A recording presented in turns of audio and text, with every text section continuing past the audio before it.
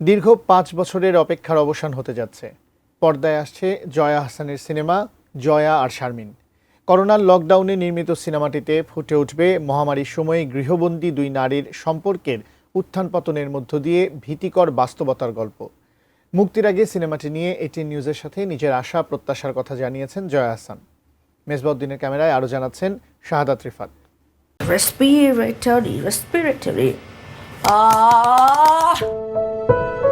Corona মহামারীর লকডাউনে মাত্র ১৫ দিনই শুটিং, এরপর কেটে গেছে দীর্ঘ ৫ বছর।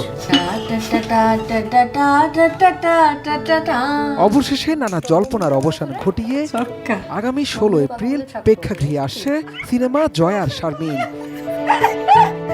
নির্মাতা পিপলুয়ার খানের পরিচালনায় সিনেমাটিতে জয়া চরিত্রে অভিনয় করেছেন দুই বাংলার জনপ্রিয় অভিনেত্রী জয়া আহসান আর শারমিন চরিত্রে মঞ্চ থেকে উঠে আসা অভিনেত্রী মহসিন আক্তার।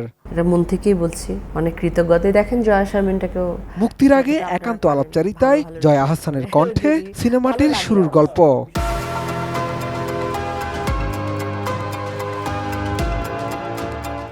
প্যান্ডেমিকের সময় শ্যুট করা আসলেই টাফ ছিল, কিন্তু তারপরেও আমরা ভাবলাম যে শুটিংটা করিয়ে খুবই বলতে গেলে খুব অল্প কিছু ক্রু মেম্বার্স একটা বাড়িতে থেকেছিলাম। ওই বাড়িতে থেকে আমাদের শ্যুট করতে হয়েছিল। রেসিডেন্স মতো জায়গা, যেটা আসলে আপনারা জানেন যে কোভিডের সময় অনেক হোটেল রেসিডেন্স সব কিছু বন্ধ হয়ে গেছিলো, তো ওরা শুধু আমাদের জন্য রেখে দিয়েছিল। আমরা শুটিংটা শেষ করলাম, আমি জিনিসপত্র নিয়ে আমি বেরোবো, তখন দেখছি যে হোটেল রুমগুলো, পুরো বাড়িটা তখন ভেঙে ফেলা হচ্ছে। সেটা খুব বেদনাদায়ক। এরকম অনেক কিছু, অনেক ঘটনা ঘটেছে। বন্ধুত্ব, ভয়, সাহস আর হারানোর অনুভূতির মাঝে গড়ে ওঠা মানবিক এক আখ্যান এই সিনেমা, বললেন জয়া আহসান। এত কঠিন একটা সময় আমরা পার হয়ে এসেছি, যেটা কিনা আমাদের এক্সিস্টেন্সের প্রশ্ন, মৃত্যু, জন্ম, মৃত্যুর কথা। এখন তো আমাদের মৃত্যু নিয়ে অ্যাটলিস্ট লড়তে হচ্ছে না, তখন তো সেটা আমাদের একেবারে বেসিক ছিল। সেটা অনেক ভয়াবহ একটি বিষয়। আমরা এখনকার যারা মানুষ তারা এক্সপিরিয়েন্স করে গেছি, আগামী প্রজন্ম আসলে বুঝতেই পারবে কিনা যে আমরা কি সিচুয়েশনের ভেতর দিয়ে আসলে গেছি। আমার এই লাইনটা খুব ভালো লাগছে। লকডাউনে গৃহবন্দী দুই নারীর গল্পের মধ্য দিয়ে দর্শকদের করোনা মহামারীর দুঃসহ সব স্মৃতি আবারও মনে করিয়ে দেবে জয়া আর শারমিন, বিশ্বাস অভিনেত্রীর।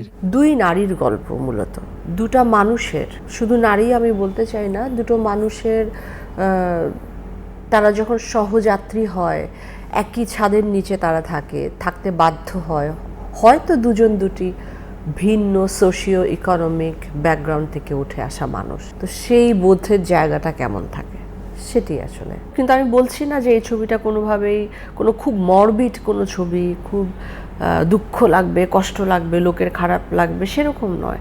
সিনেমা নিয়ে প্রত্যাশা কি, এমন প্রশ্নে নায়িকার এই সাবলীল উত্তর। প্রত্যাশা আসলে খুব বেশি আছে, বা এই প্রত্যাশা সেই প্রত্যাশা, বাণিজ্যিক প্রত্যাশা সেগুলো নয়, কিন্তু লোকে ছবিটা দেখলে, সেই সময়টাতে ফিরে গেলে এবং সেই সময়টাতে আবার যদি দেখে, অনেকেই তো তখন নানান রকম কঠিন সময়ের ভেতর দিয়ে গেছে। কেউ তার পরিবারের খুব কাছের কাউকে হারিয়েছে, কেউ তার মাকে হারিয়েছে, কেউ তার পার্টনার্সদেরকে হারিয়েছে। সেই সময়টাকে আরেকবার একটু নাড়া দিয়ে যাওয়া, আর কিছুই নয়। জয়া আর শারমিন সিনেমার মধ্য দিয়ে প্রথমবার প্রযোজকের ভূমিকায় আত্মপ্রকাশ করবেন জয়া আহসান। এর গল্প ও চিত্রনাট্য যৌথভাবে লিখেছেন পিপলুয়ার খান ও নুসরাত ইসলাম। এটা আসলে প্রথম থেকেই ডিরেক্টরের প্ল্যান ছিল। প্রথমে তো আসলে ছবিটার কথা ছিল ছোট্ট একটি ছবি, আপনি একটু ভিডিওতে, আপনি একটু বাড়িতে বসে আমরা ছবি বানাবো, তখন ছোট ছোট ছবি তৈরি করছিল না, যে ছবি বানাবো আপনি একটু শ্যুট করে আমাকে পাঠান। তো তখন তো আমার নিজে শ্যুট করতে হতো, তো সেটা না করে পরে জিনিসটা আসলে অনেক বড় হয়ে একটি ফুল লেন্থ ফিচার ফিল্ম হয়ে দাঁড়ায়। বেল গাছে পাতা কেন আসে না, আজকে কতজন মারা গেছে রে আমার সাথে। শাহাদাত রিফাত, এটিএন নিউজ, ঢাকা।